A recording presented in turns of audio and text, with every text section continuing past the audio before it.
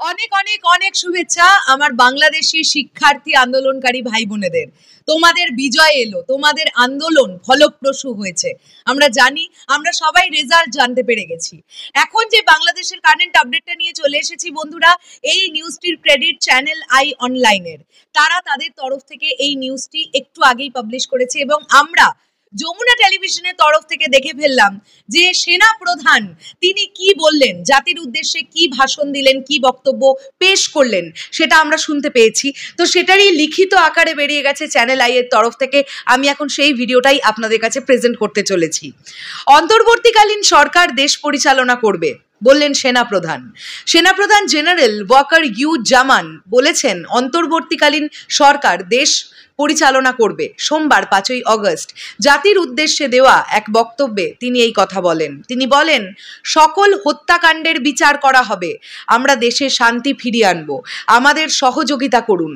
জনগণের উদ্দেশ্যে সেনাপ্রধান বলেন, দেশে শান্তি শৃঙ্খলা বজায় রাখেন, আপনারা আমার উপর আস্থা রাখেন, একসাথে কাজ করি, দয়া করে সাহায্য করেন, মারামারি সংঘাত করে আর কিছু পাবো না, সংঘাত থেকে বিরত হন। কোনো রাজনৈতিক দলের সঙ্গে বৈঠক করেছেন? সাংবাদিকের এ প্রশ্নের জবাবে সেনাপ্রধান বলেন, বিএনপি, জাতীয় পার্টি এবং জামায়াত ইসলামীর সঙ্গে বৈঠক হয়েছে। শিক্ষক অফিস নজরুল ও জোনায়েদ সাকিও বৈঠকে ছিলেন। এর আগে ছাত্র জনতার আন্দোলনের মুখে পদত্যাগ করেন শেখ হাসিনা। দুপুর 12টায় বঙ্গভবনে রাষ্ট্রপতি মোহাম্মদ শাহাবুদ্দিনের কাছে পদত্যাগপত্র জমা দিয়েছেন তিনি। এরপর ছোট বোন শেখ রেহানাকে সঙ্গে করে নিয়ে তিনি দেশ ছেড়েছেন। সোমবার 5ই অগস্ট দুপুরে তারা দেশ ছাড়েন।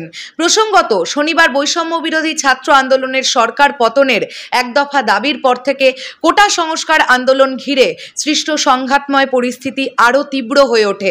রবিবার সারা দেশে সহিংসতায় নতুন করে শিক্ষার্থী, পুলিশ, সাংবাদিক সহ অন্তত 93 জনের মৃত্যু হয়েছিল। এই অবস্থায় রবিবার বিকেল থেকেই মোবাইল ইন্টারনেট 4G সেবা বন্ধ করে দেওয়া হয়। দেশ জুড়ে অনির্দিষ্টকালের জন্য কারফিউ জারি করা হয়। সেই দিন রাতেই ঘোষণা করা হয় 3 দিনের সাধারণ ছুটি। কারফিউ জারি করা হলেও আজ সকাল থেকেই দেশের বিভিন্ন স্থানে চলে বিক্ষোভ। এ সময় ধাওয়া পাল্টা ধাওয়ার খবর পাওয়া গেছে। বন্ধুরা, এই পুরো বিষয়টাকে নিয়ে আপনাদের কি বক্তব্য সেটা অবশ্যই কমেন্ট করে জানাতে পারেন। আমি একটাই জিনিস বলতে চাই যে এবারে সমস্ত কিছু শান্ত হয়ে যাক, এটাই চাইবো। প্রচুর প্রাণ গেছে, প্রচুর মায়েদের বুক খালি হয়ে গেছে, তাদের সন্তানরা তাদের কাছে নেই। আর যেন এই ঘটনার পুনরাবৃত্তি না ঘটে। যেটা সকলে আন্দোলনকারীরা যেটা চেয়েছিল, শিক্ষার্থীরা যেটা চেয়েছিল, সেটাই কিন্তু হয়েছে। তাই এবার কিন্তু সকলের ঘরে ফিরে যাবার পালা। আমার মনে হয় এবার বাংলাদেশ আবার আগের মতো বাংলাদেশ, মানে সুস্থ বাংলাদেশ হয়ে উঠুক। যেটা সেনাপ্রধান বললেন, সকলকে সহায়তা করতে হবে।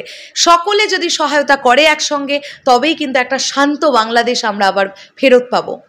আপনাদের কি বক্তব্য সেটা কমেন্ট করে জানাতে পারেন। ভিডিওটি দেখার জন্য অসংখ্য ধন্যবাদ।